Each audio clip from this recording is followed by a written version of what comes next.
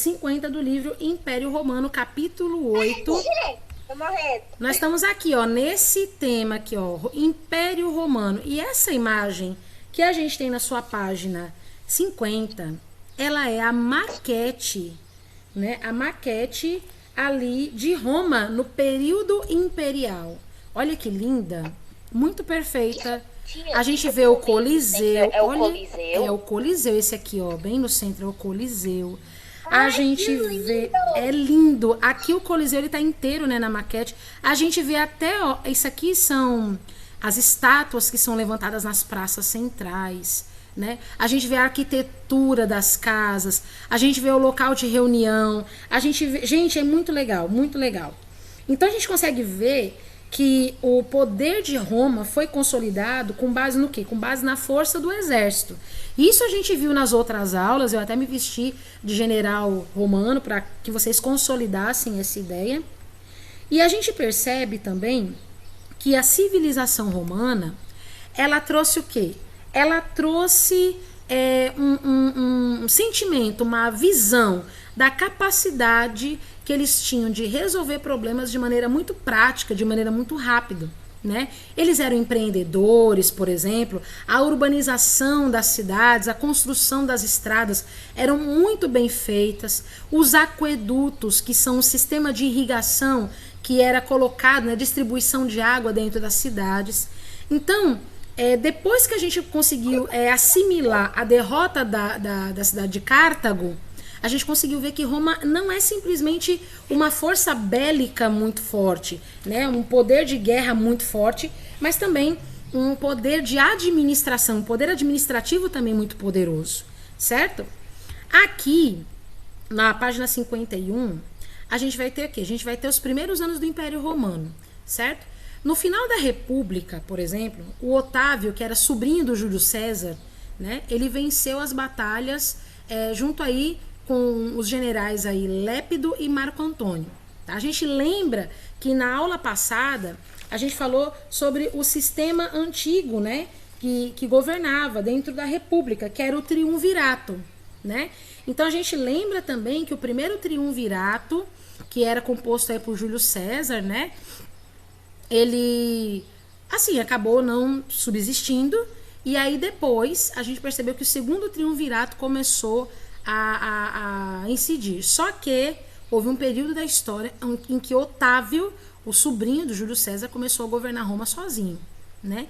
Então, para que o seu governo fosse visto por todos como legítimo, ele começou a se reconhecer e a dizer, né, como grande general, isso em 27 a.C., né? E foi aí que o Império Romano nasceu, em 27 a.C., certo? Como Otávio ele passou a ser o único governante, então ele acumulou assim alguns poderes. Fica quietinha. Quietinha. Vem aqui. Gente, dá aula em casa, viu? É assim mesmo, né? Então, ele começou a ter vários títulos. Ele começou a ser visto como Augusto o Divino, né? Ou então como primeiro cidadão e líder do Senado, como pontífice máximo, né? Uma autoridade religiosa, como imperador, né, assim, chamado. Gente, vai ser um barulhinho chato até as cachorras se acalmarem, viu? Estão soltando bombas por aqui, perdão por isso, mas vamos dar seguimento, né? E aí no início do Império, o Senado continua existindo, mas ele não tinha tanta força assim, né? Como ele tinha no período da República, por exemplo. Então ele estava sendo submetido ao poder pessoal do imperador. E os habitantes de Roma passaram a ser organizados em dois grandes grupos. Os grupos dos livres, que podiam ser tantas pessoas ricas quanto os plebeus, que fica quietinho, né? E tinha os escravizados, né, que eram em grande número a casta de maior população em Roma. Fica quietinha, Maria. Oxi, que coisa, né? Quietinha. Então, o que aconteceu aqui? A gente viu que os habitantes de Roma passaram a ser organizados nesses dois grupos e o governo do Otávio durou 40 anos, certo? Esse período, né, os romanos eles ampliaram muito as suas conquistas territoriais e transformaram Roma num grande império. Então esse crescimento territorial foi acompanhado por várias outras mudanças que o próprio Otávio também realizou. Ele perdoou a dívida dos camponeses, distribuiu terras para os soldados, demarcou aí os limites do império, colocando tropas de defesa, organizou o sistema de correio, né, que realizava aí o fluxo de informações. E essa estátua que você está vendo aqui é do imperador Tibério César, certo? Essa estátua, ela tá lá no Museu do Vaticano, em Roma, certo? E a gente está vendo aqui a imagem dele, certo? Agora, o que, que a gente vai fazer? A gente vai lá para a página 52, né? São textos que você vai precisar ler depois para você ter um maior entendimento. Mas o documento 2 nós vamos ler, tá? Diz assim: os escravos estão sob o poder dos seus donos. Este poder funda-se no direito das nações, como observamos em toda parte. Os donos têm poder de vida e morte sobre seus escravos, e os proprietários possuem aquilo que é adquirido pelos escravos. Então você vê, a sociedade romana, como é que ela funcionava? Os escravos trabalhavam duro e produziam muito, e tudo que era produzido pelos escravos era de poder dos donos. Então essa que era a sociedade da época, certo? Né? Que vai ser, deixa eu ver aqui, o nosso último texto que a gente vai ver, né? A gente vai até a página 56, então esse é o último texto, tá? No início do Império Romano, a gente percebe que as ações de controle dos problemas políticos e sociais que foram realizados ali pelo Otávio, né, gerou um tempo de paz, né? Então, Roma estava muito extensa, estava muito imponente, então as guerras por novas províncias acabam cessando, né, em todas as partes do Império, porque Roma já está bem extensa, está bem, como eu posso dizer assim, robusta nas questões de posse territorial. E esse período, que se prolongou aí por pelo menos 200 anos, ficou conhecido como Paz Romana ou Pax Romana, né? Pax Romana é paz romana em latim. E isso deu chance de Roma crescer em outras atividades econômicas e atividades culturais, que não só armamento, guerra e estratégia de guerra, né? Então, o uso da moeda unificada em todo o Império, né, com moedas confeccionadas aí com materiais que nós conhecemos hoje, como ferro, cobre, por exemplo, foi assim, gradualmente vindo na mentalidade deles. Porque no início, as moedas como o denário, por exemplo, né, era feito o quê? Era utilizado com pequenas conchas, antigamente. Depois é que foram cunhadas as primeiras moedas e a cara, né, o rosto, a esfinge do imperador era colocada nessas moedas, né? Então eles começaram a comercializar cereais, tecidos, animais, e isso começou a gerar muita riqueza na Roma antiga, né? Então não era mais uma riqueza só territorial agora, não. Agora a Roma, no período imperial, ela é rica de verdade. E pense que todo mundo ao redor está olhando para Roma, né? Então as estradas foram ampliadas, né? Muito melhores e muito mais amplas do que na época da República. Foi construído aí os portos por todo o Império, favorecendo demais aí o comércio marítimo. Enfim, além disso tudo, além de facilitar o comércio, permitindo aí o deslocamento aí das mercadorias, também aconteceu o quê? Aconteceu a estabilização e a instituição de rotas bem seguras para o tráfego de informação, os correios da época, né? Então as rotas eram muito seguras.